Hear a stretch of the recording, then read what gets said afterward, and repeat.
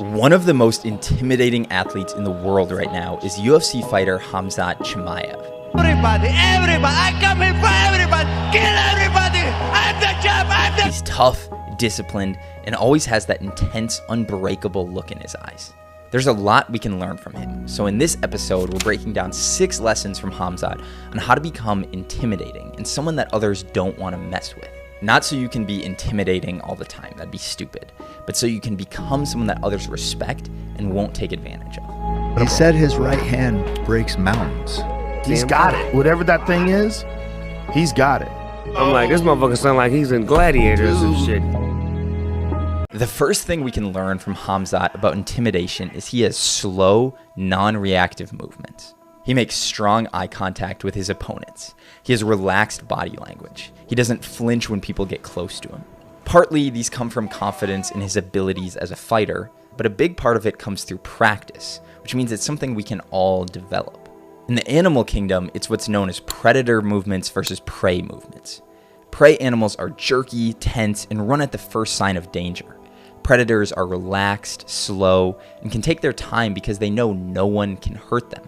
You can build these traits too. Keep your movements relaxed and slow. Practice strong eye contact. Take deep breaths in tense situations and open up your body language. All of these signal that you have a high level of self-confidence.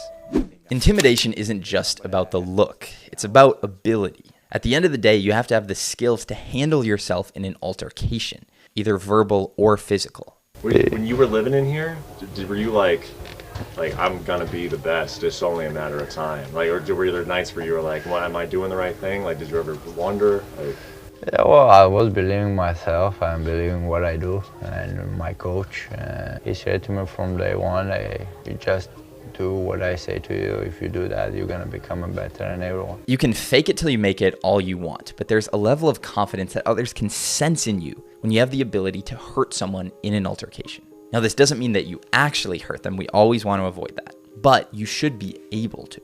And if you're able to, then you usually never have to. That's one of the reasons that I'm a big proponent of people lifting weights and training martial arts, as well as learning to speak well and write well. If you have those skills, then there can be consequences when people wrong you. And because of that, they rarely do. It's the same thing that Jordan Peterson says here. And so, like, one of the things I tell young men, well, and young women as well, but the young men really need to hear this more, I think, is that you should be a monster. You know, because everyone says, well, you should be harmless, virtuous. You shouldn't do anyone any harm. You should sheath your competitive instinct. You shouldn't try to win. You know, you don't want to be too aggressive. You don't want to be too assertive. You want to take a back seat and all of that. It's like, no. Wrong. You should be a monster, an absolute monster, and then you should learn how to control it. Hamza has a certain intensity about him. It seems like everything he does, the intensity knob is turned up to 11.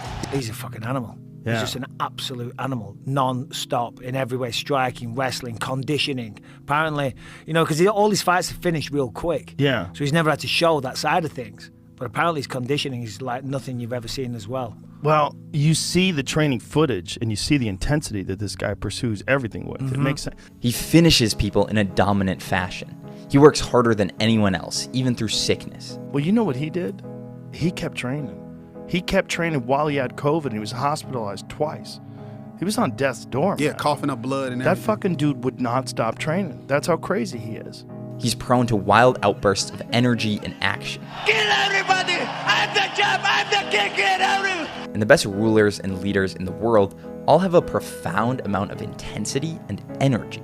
Someone said of Alexander the Great, he had an excessive tolerance of fatigue coupled with a complete intolerance of slowness. How telling is it that you could say the exact same thing about Hamza? So lesson 3 from Hamza is turn up the intensity. Part of this is just having more energy. And there's a ton of health-related things you can do to increase your energy. That's a bit beyond the scope of this video or this channel, but I'll link to a bunch of videos that I've found really helpful to help increase your energy. But the other thing is that intensity is a habit, which you can develop by doing things in an intense way and taking note every time you do. And intensity of action will help you accomplish more, but people respect intensity for its own sake. That's why people love the most intense military members, the Navy SEALs, or why people love the most intense races like an Ironman. And one more thing that you'll notice about Hamza's intensity is he doesn't turn it down for anyone. That's because Hamza doesn't follow the rules of normal society. He lives by his own rules. He doesn't try to change himself to fit in, he just does what he believes is right in his heart. By not listening to normal society's rules, you demonstrate to others that you're not someone who can easily be controlled or coerced, and they'll think twice before trying that on you. Although Hamza can be intimidating, he's not like that to everyone. There's a line, and if you cross it, you get scary Hamza. But if you don't, he's chill. And that line represents his standards and values. In case it's not clear yet, this means that you must have genuine standards and values to stand up for. You have to figure out what you believe in, what you're willing to fight for. Then when someone breaks those values, you can call them out for it. You can be rightfully angry. But if you're just aggressive towards everyone, you're being a bully and no one will respect you. We respect those who live up to high standards. And although Hamza has destroyed many grown men inside of the octagon, he also has a side to him that's kind and caring. People think I don't respect the guys.